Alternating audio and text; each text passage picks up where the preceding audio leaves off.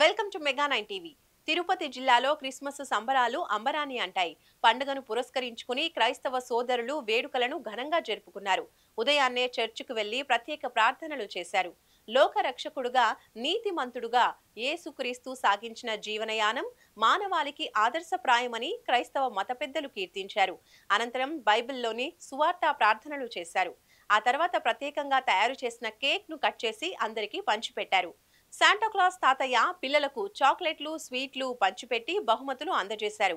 Christmas సందర్భంగా Tirupati MLA Arani Srinivasulu, SC corporation director Kumaramma, అలాగే జనసేన నగర అధ్యక్షులు రాజారెడ్డి చర్చికి విచ్చేసి ప్రత్యేక ప్రార్థనలు చేశారు. క్రైస్తవ సోదరులకు క్రిస్మస్ శుభాకాంక్షలు తెలియజేశారు.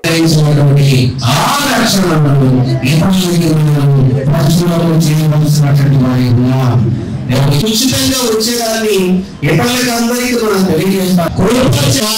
అరీతిగా గొల్లలు లేక గొర్రెల కాపరులు వాడు చెప్పినప్పుడు దేవుడు తన యొక్క ప్రణాళికను కలిగిన వాడే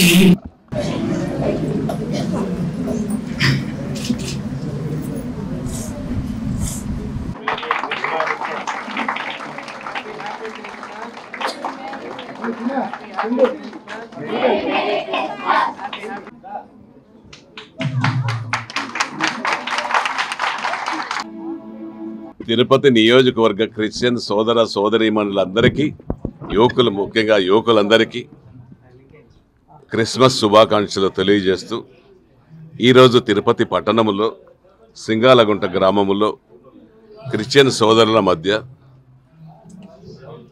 క్రిస్మస్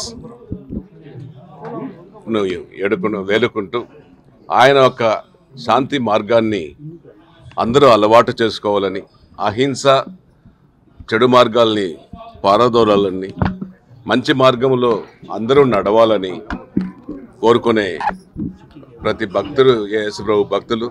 ఇది యేసుప్రభు భక్తులు ప్రతిరోజు కూడా చర్చిలు నిర్మించుకొని, ఆలయాలు నిర్మించుకొని, ప్రైవేటు చర్చిలు కూడా నిర్మించుకొని భక్తి శ్రద్ధలతో ప్రతిరోజు కూడా 2 సార్లు 3 సార్లు కొలిసే రోజులు ఉన్నాయి, కొలుస్తున్నారు. అందులో ఈరోజు సంవత్సరానికి ఒక్కసారి క్రిస్మస్ వేడుకలు, క్రిస్మస్ పండుగ రావడం ఇది ప్రపంచవ్యాప్తంగా జరుగుతూ ఉంది.